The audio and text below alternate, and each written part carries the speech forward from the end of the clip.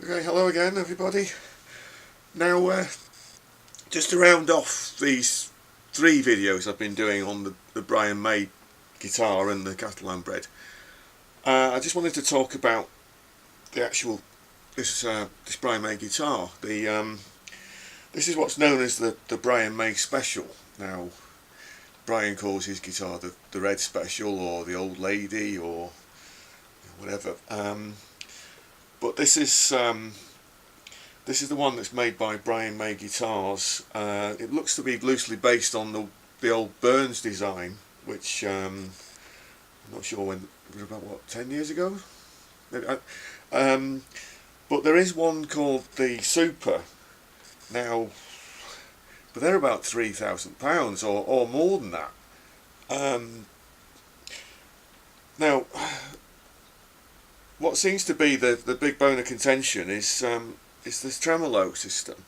I haven't had any problems with it. This is sort of basically like a 2-point Strat style tremolo. As with a Strat, you just string through on the back and away you go. And the locking tune is here. Now they're not Spursel types. You don't have the wheel on the back. They're screwed down. So basically you put your strings through here and then you use like a screwdriver and then you tighten those up. So they could be replaced easily. Looks like a Graphtec nut, which is very good.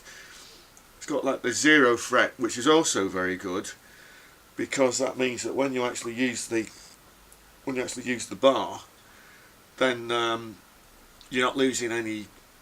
Well, it's something to do with contact points, but yeah. Anyway, I'm babbling. Very good at babbling, aren't I? The pickups themselves, they're not actually the Burns Trisonic. They actually just say Brian May on them. So they're copies of the Trisonics. Now, you can actually get aftermarket Brian May Trisonic pickups. I haven't had a chance to compare those yet.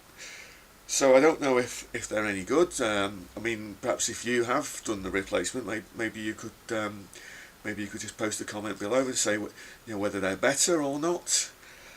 The fingerboard, that's perhaps one thing I'm not. I mean, I'm getting used to it, but I'm not. Because I'm used to, say, playing like Strats or Jacksons or PRS or something like that.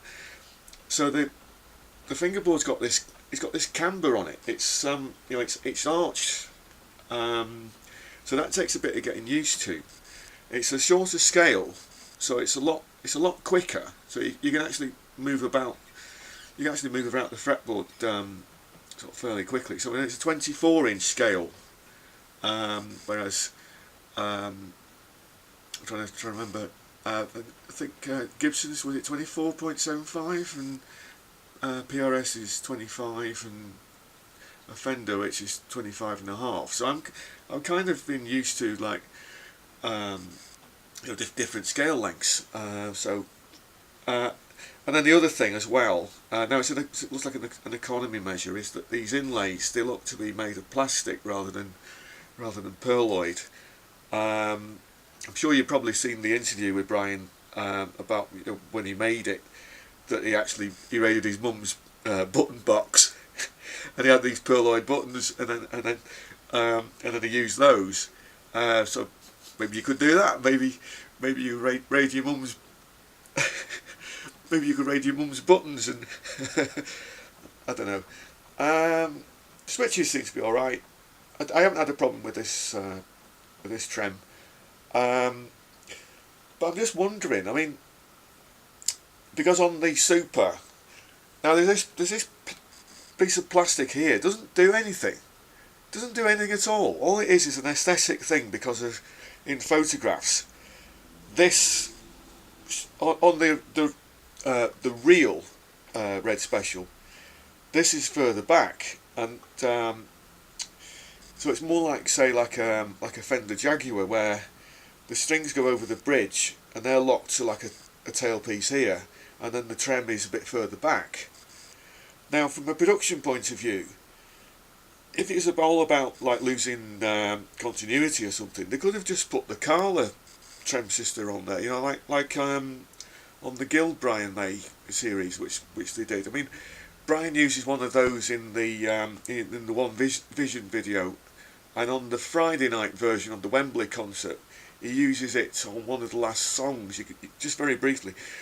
So, I mean, you could get a Carla trem, and it wouldn't add that much to the cost of this guitar. Otherwise, I do think it's actually quite a good guitar. I mean, I got this one second hand because I'm like that. I mean, if I can get something sort of cheaper used, then I'll do that rather than go out and. I'm not sure. I mean, they were about 750, but because of Brexit and all that, the prices have gone up. But what was I saying? Yeah, so I mean, shop around. I mean, eBay or just in the guitar shops. Quite often they'll have like second-hand sections and that used gear where nobody wants it and it's just kicking around. And one other thing as well. Now the veneer on the front is very good. Remember, all this is like semi-hollow. It's kind of like a 335. You got like a centre block of wood, and then that's hollow, and it's hollow here as well. And that just adds to the resonance thing. On the back, this is like a 3-piece veneer. And it's a 3-piece neck as well. I don't know whether that could be improved or whether that's again down to production.